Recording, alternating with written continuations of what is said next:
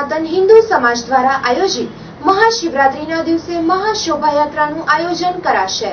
છેલ્લા 3 વર્ષથી સમસ્ત સનાતન હિન્દુ સમાજ દ્વારા આયોજિત મહાશિવરાત્રીના દિવસે મહાશોભાયાત્રાનું આયોજન આ સમિતિ દ્વારા કરાય છે। એ રીતે આ વર્ષે પણ આ યાત્રાનું આયોજન કરવામાં આવશે, જેના માટે ધીંગેશ્વર મહાદેવ મંદિર પાસે પણ છેલ્લા 3 દિવસથી મહાશિવરાત્રીનું કાર્યાલય પણ ખુલ્લું મૂકવામાં આવ્યું છે।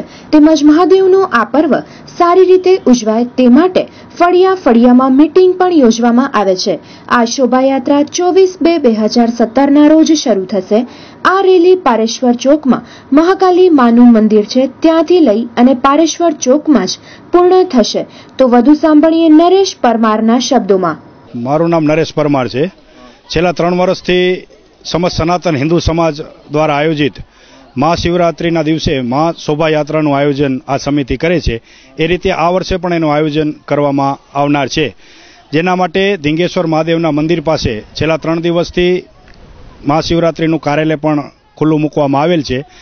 દરરોજ અમે આ રીતે આજે જે આ મહિલાઓ અત્યારે ભેગી થઈ છે એમને અમે એક મીટિંગ કરીને આહવાન કરવા વિનંતી કરવા આવ્યા હતા કે ભાઈ તમે પણ આ મહાદેવના પર્વમાં બોડી સંખ્યામાં જોડાઓ। એ માટે અમે આજથી જ શરૂઆત કરી છે। રાત્રે દરેક સમાજોમાં, દરેક મંડળોમાં, ફરિયામાં અમે અલગ અલગ ટીમો બનાવી અને સારી રીતે મહાદેવનું પર્વ ઉજવાય, સારી રીતે શોભાયાત્રા નીકળે એ માટે દરેક મિટિંગ અમે ફરિયામાં કરીએ છીએ। એ રીતે આજે પણ આ મહિલાઓ મુન્દ્રા રિલોકેશનની બધી બહેનો છે એ જોડાઈ હતી। 24/2/2017ના પારેશ્વર ચોકમાં મહાકાલેશ્વરનું મંદિર છે, ત્યાંથી આ રવાડી સવારે 9 વાગે પ્રસ્થાન કરશે। ત્યાંથી મહાદેવ ગેટ, ધીંગેશ્વરનું મંદિર, સ્વામિનારાયણ નવું મંદિર, જ્યુબિલી ગ્રાઉન્ડ, વીડી હાઈસ્કૂલ, એસટી સ્ટેન્ડ થઈ અને પરત પારેશ્વર ચોકમાં પૂર્ણ થશે।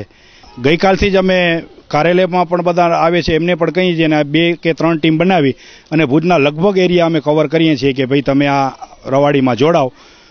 આ રૂટમાં અલગ અલગ સ્ટોલ પણ રાખવામાં આવે છે, ખાદ્ય ફરારી આ વસ્તુ હોય, આઈસ્ક્રીમ હોય, ગુલ્ફી હોય, એવી બધા સંસ્થા મંડળો તરફથી, તો એમને પણ આ વસ્તુ અમે કહીએ છીએ કે તમે પણ આ વર્ષે રાખવાના છો તો કેવી રીતે, એના માટે અમે ફરિયામાં મિટિંગ અચૂક કરીએ છીએ।